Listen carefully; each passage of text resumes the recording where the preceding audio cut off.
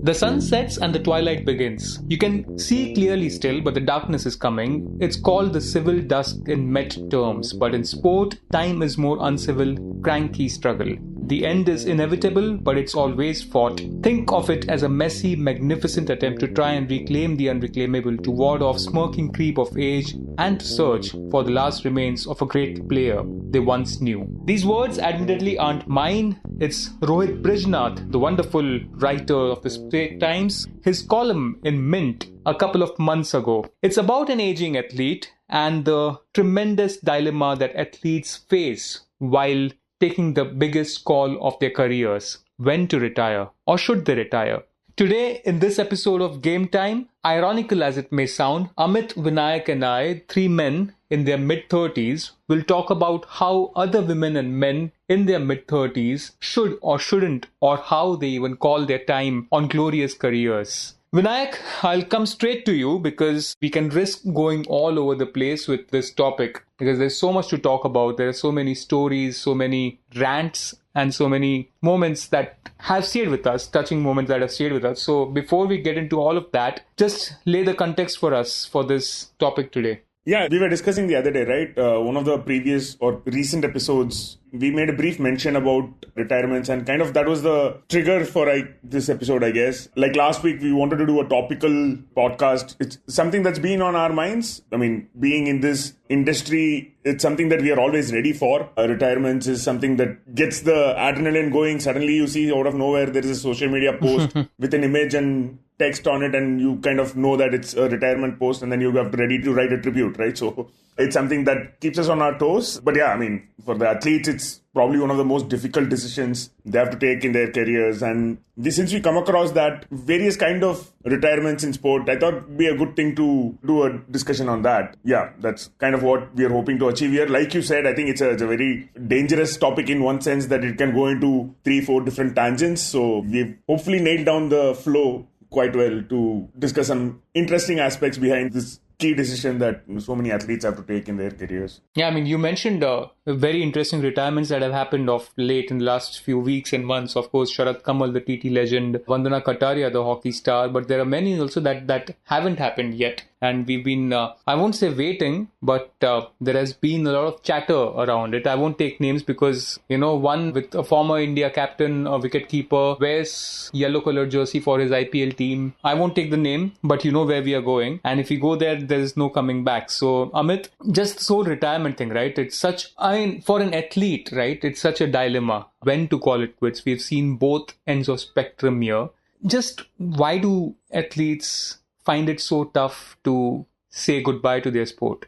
Mir, before I answer that specific question, let me just give you an example without again taking names because I think thoda sa unfair hoga if I take a name, right? So in 2016, I was interviewing this hockey legend who shall remain unnamed. Me and another colleague of mine were just talking to him, asking him, he was giving us full glorious rundown of his career till that stage. At some point, he said, with a proper glint in his eye, he looked us dead in the eye and said, by the way, I'm still not retired. Huh? And at that phase, this guy was basically an assistant coach for one of the franchises, had not featured for the national team maybe for 10 years or so. But let me just guess, does his name start with D and the surname start with P? I shall neither confirm nor deny such speculation-fueled alphabetical jumbles. But just think about it. Like when he said that, I was like, the thought is, what is it that you are what is the end game here, right? And I think that is the struggle. That is what a lot of athletes kind of struggle with because it's not like the rest of us. For us, when we retire, it's a well-earned post-life, whatever. आपने जिंदगी भर hustle किया and ठीक है, at the age of 60 or at the age of 58, you finally earned that life of where you can put your feet up, both your feet up and whatever. But you are an athlete, like struggle is your life. And I think being an athlete is your identity. Matlab, as you mentioned, there are too little athletes in India at least who've just straight up said, अच्छा चलता हूँ. दुआ में याद रखना. दुआ में याद रखना, right? So बहुत कम ऐसे athletes होते हैं, and I think there are a lot of reasons. One of them very clearly is the fact that we don't train, India at least, we don't train our athletes for post-life, post-career, dual careers, right? Or we don't train them enough to have a second plan B in a sense. Yeah, and we'll come to that. Since you mentioned hockey, it's interesting because 2018, I think it was around August, September, one of those months, and Sardar Singh, the former India captain, announced his retirement.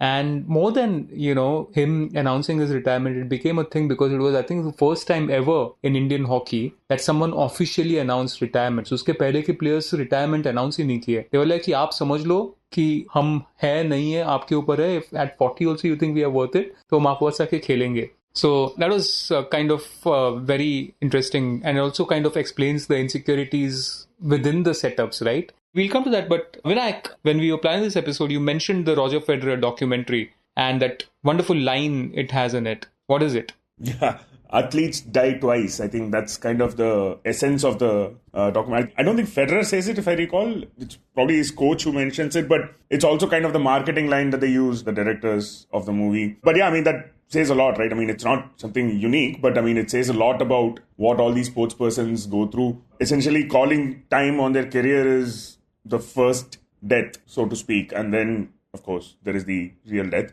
I mean, it's a bit grim, but it's kind of the struggles that they go through. In that Federer documentary, for example, which, I watched with tears from the first frame to the last frame, very varying amounts of tears. It's very clear that it's a painful decision to make, right? Like Amit said, I think the perfect line is that sports becomes their identity for so long. It's all they know for so many years. And it's not like, we go to a job where we log in at, maybe 9 a.m., log out at 5, right? It's morning. I mean, it's every waking second they breathe in and out, and then suddenly you have to stop, right? So that's kind of what they meant by saying athletes die twice, and that's what the struggle is. Yeah, and to kind of talk a bit more about that struggle, we've mentioned different things. I mean, the sport being their identity. I was talking to another player very recently. I mean, not very recently, maybe a year or so ago. And one of the things that athlete happened to mention is just the fear of the body changing. They're just used to being so fit, so agile, lean all this time. That disciplined life that they live, suddenly if it goes for a toss, if they don't train for a day or two, that fear of not waking up feeling the same way or not seeing yourself, the same self in mirror when you stand in front of one, that thought as well kind of freaks a lot of them out. And a lot of it, I guess, Amit, is to do with the whole mental side of things, right? Post-retirement, if it was so easy to just, call it a day and say goodbye or फिर वापस नहीं आना है, then it would have been a very easy decision to make. But मैंने तब तक नहीं सोचा था कि just your appearance also would play such a big role when your time comes to quit. There are just so many chota insecurities that play on their minds. Whether they're financially set or no is, of course, one thing. How are you leaving? Like, are you leaving on a high or are you leaving on a plateau or down? That's another consideration that all of them take. I mean, Srijesh in that sense was an exception because he announced before the Olympics that he'll be quitting, and it could have ended in a disaster. And he, I can say that literally made it happen that the team ended on a podium and his career ended on high. Not everyone has that luxury, though, Amit. Mihir, there was this brilliant piece once that I had read about, Michael Jordan, the day Michael Jordan turned 50. It was written by Wright Thompson, right? And in that article, he mentioned that there is one weight, I think it was maybe 170 or 180 pounds or something like that, right? One very specific weight that number is always on the back of Michael Jordan's mind. Every time he goes to the gym, he thinks about what my weight is, how close it is to that. That was Jordan's playing weight. And that was the number that Jordan associated a lot of self-worth. He derived a lot of self-worth from just that one number on the weighing scale, much after he had quit. Let's say he retired somewhere in the 30s as after winning like 6 NBA championships. He's there at age of 50, the best player ever in the sport, all of that. But still, in his mind, he's still measuring himself with that 180, 170 pounds or whatever it was. So, I mean, that's where those things, as you said, those insecurities that are there in the mind. I recently saw this clip of Usain Bolt. I think he was just as a joke, he was racing against a couple of friends of his on something. and it looked like he'd put on a lot of weight. And I think that at some point also kind of never lets the athletes rest easy, that your best version pure dunya ne dekha hai, and then suddenly when they see this version, what will they say? What will they think? That you kind of let go, that you are just a shadow of your former self. All of these perception things, these stigmas. If we are conscious about our physical appearance, imagine you are basically an Adonis for 20 years of your life with like 6 packs every single day, never experiencing things like, I don't know, the kind now, of... I mean, Brazilian Ronaldo, the bucktooth Ronaldo, he's now more like mocked for being fat Ronaldo. So there is fat Ronaldo and there is Cristiano Ronaldo. I mean, like, that's unthinkable, right? This entire generation of people who've grown up watching football in the last 15-20 years, they wouldn't know the magic that Ronaldo could do on field, but that whole fat Ronaldo thing will always be there. Absolutely. I mean, just imagine, somebody who's accomplished that much, he's still, and the worst part is that he's still measured up to his own standards. Usi ko yardstick bana ke, usi ko, there is flagellation, right? So, I mean, obviously, so when you have that, why would you not want to try and continue playing? Right. So I think that is the mental battles that these guys usually fight when they're trying to decide whether they should retire. Vinayakk, you want to come on in this? No, I was thinking of specific examples, right? Like, I mean, obviously physical is actually something that I hadn't particularly thought about when we decided the topic, but the Ronaldo example is quite crazy, right? For us, he was the OG, but current generation wouldn't understand that. I was reading up Serena Williams' retirement announcement. If you guys remember, I think she wrote an essay for Vogue to announce her farewell to tennis. I think a couple of lines in that really stood out. She said, "I've never liked the word retirement. It doesn't feel like a modern word to me." She wants to call this transition because retirement means something else to like the community of non-sports people. So she doesn't want to use that word, and also because she says she started to cry every time that topic came up. Like she couldn't even talk to her mom and dad about it. And the other thing that really was interesting in that is she wanted to call it evolution. And Serena, as we all know, is someone who's been an entrepreneur, and she had multiple, not backup plans, but multiple plans in place already so that she's not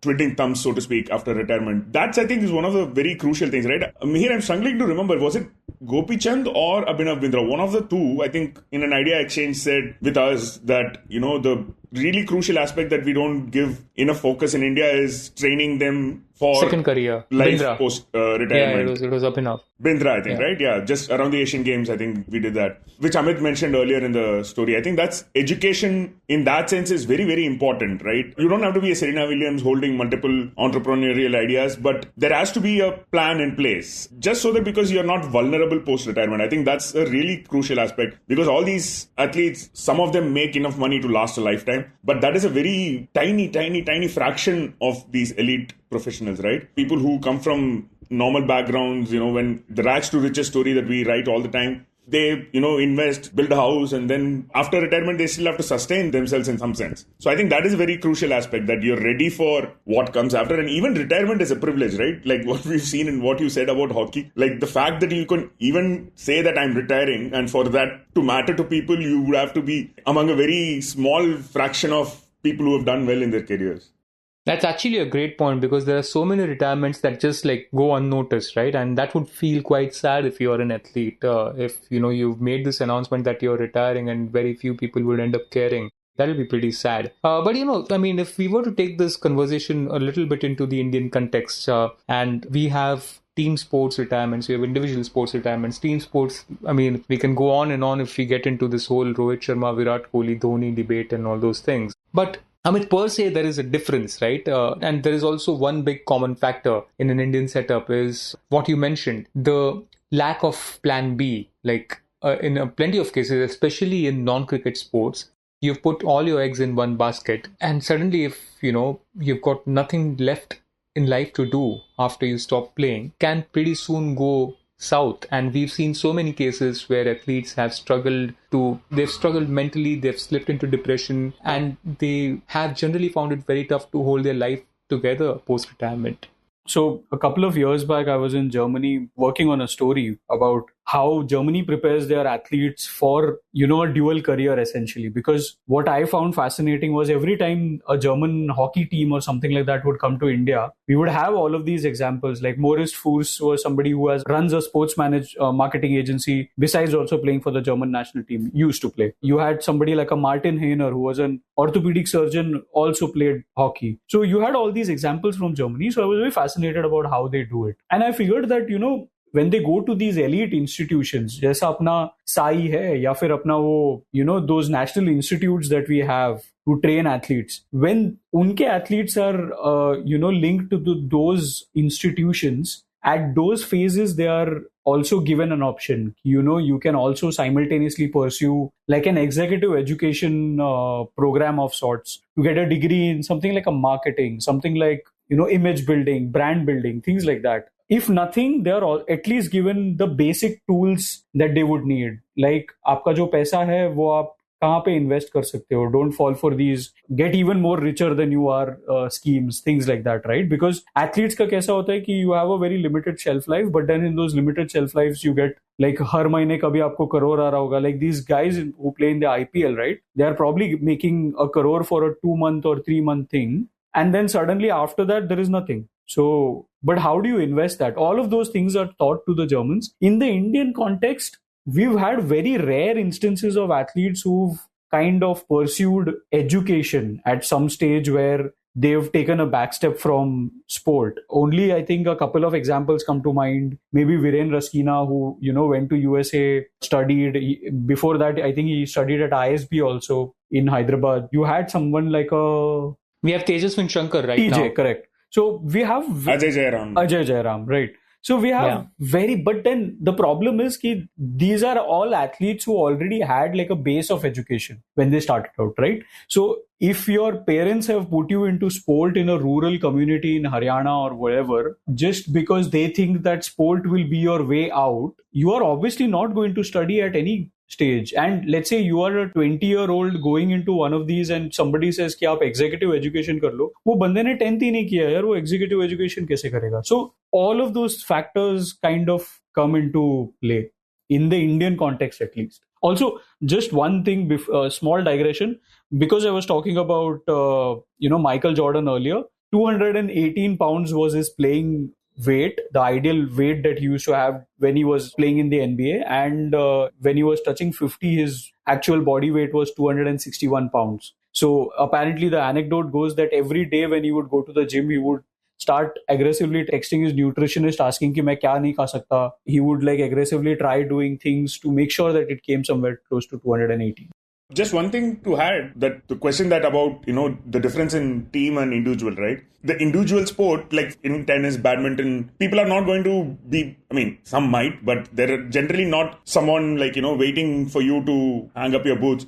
They're not behind you saying, retire because you're holding up someone's place. In team sport, it becomes a very collective decision. Sometimes it's made for you. That doesn't probably happen in individual sport. In a team sport, I remember these examples, small examples, where someone saying that the day, I think it was Gilchrist, I dropped a catch. The ball just like plopped out of the gloves. And in that instance, I knew that it's over for me, right? I'm not going to play after this. There are these triggers for these decisions as well. It could be long drawn out, not many get it right. And that the whole thing of, I think one thing that keeps coming up, like athletes die twice. There's the other adage that keeps coming up, retire when people ask you why and not when, right? So it's so much to think about timing. And in a team sport, it becomes a little bit about the collective. In an individual sport, it's about your own drive and your own will to stop playing tennis. Going back to the Serena piece, I think she mentioned how she didn't want to sugarcoat it. She didn't look forward to retirement. Whereas someone like an Ash Barty, who just out of nowhere called it time, right? After she won her Australian Open, started a family, no one saw Ash Barty's retirement coming. But she was very happy. She seemed at peace about it, and not many are. Yeah, that's true. And just want to make one more point, but before I go to that, on what Amit said about education, right? Remember the whole research that we did on the Asian Games medalist. Just for our listeners, after the Asian Games in 2023, us at the Express Sports spoke to all the medal winners and kind of did this whole case study on where they come from, what was their household income, and etc., etc. And that we found out that almost there were like 232 athletes who were aged 20 and above. And out of them, 135, I think, were college graduates, and 21 had completed their post-graduations. And a lot of these college graduates are honorary degrees because they play and simultaneously they get, college attendance sorted out, and that's how they get their thing. But at least that balance is there. It's just that how you use that going forward post-retirement. Moving on, we'll, I think, start wrapping up this episode. But guys, what I find it fascinating is the impact of a retirement, right? If an athlete retires, the impact it has on the viewership of that sport. And I've found myself, switching off so many times now. Like, for example, my tennis viewing minutes have drastically reduced after Federer, Nadal have gone. And that factor also comes into play because it's not just an individual athlete's choice to retire, but just the entire ecosystem that depends on them to thrive. That I don't know if behind the scenes all those factors are taken into consideration. I'd like to believe they are. But say someone like a Messi moving from La Liga to MLS and the consumption of La Liga 10 years ago. Yesterday I was watching a rerun of a Clásico from 10 years ago with Ronaldo and Messi still in that, playing there. How much has that changed, with both of them, Ronaldo in Saudi, Messi in USA? All those factors too play such a big role when an athlete decides to hang up his or her boots. Amit? Yeah, Mihir, I think very fascinating point that. And maybe, to be fair, we have at least a couple of examples in our own franchisee leagues where I'm pretty sure that maybe an athlete has thought about retiring, but then the team guys are saying, boss, please don't retire because you being in the playing 11 assures us, let's say 10% of butts on seats game after game, right? So please, aap ruk jaiye. Or if you're Indian football, you'll just want Sunil Chhetri to come back for retirement so that someone at least scores a goal and not leave the team in a disarray. Instead of losing 3-0, aap 3-1 haaroge. And then... brutal.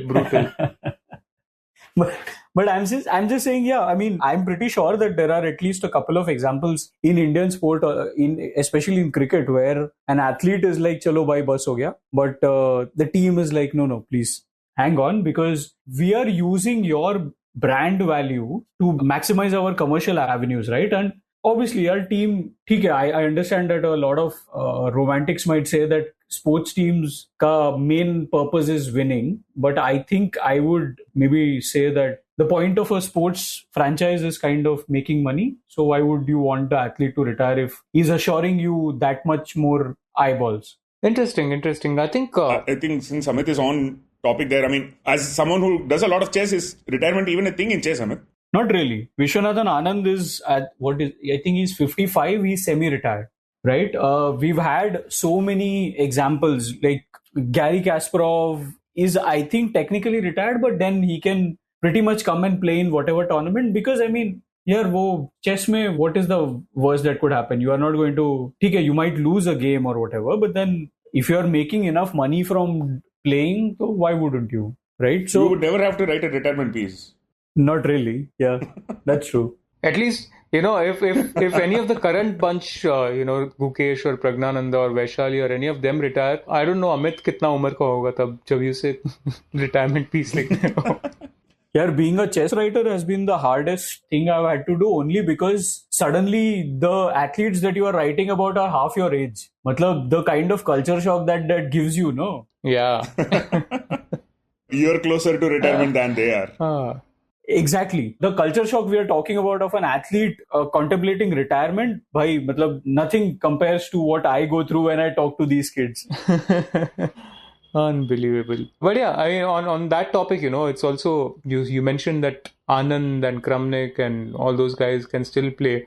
So are Dhoni and everyone's still doing. So it's just a different sport. Another thing, it's very fascinating. You look at somebody like a Magnus Carlsen, right? Uska man up gaya tha from playing classical chess. But rather than retiring, he's basically made himself the brand ambassador of two different modes of chess. He's now the poster boy, the owner of a tournament in a completely different variant. Besides also being the poster boy of esports World Cup mein chess ka inclusion, right? So he is not going to play classical except for maybe one or two tournaments around the world. But besides that, he's kind of reinventing the wheel in a sense.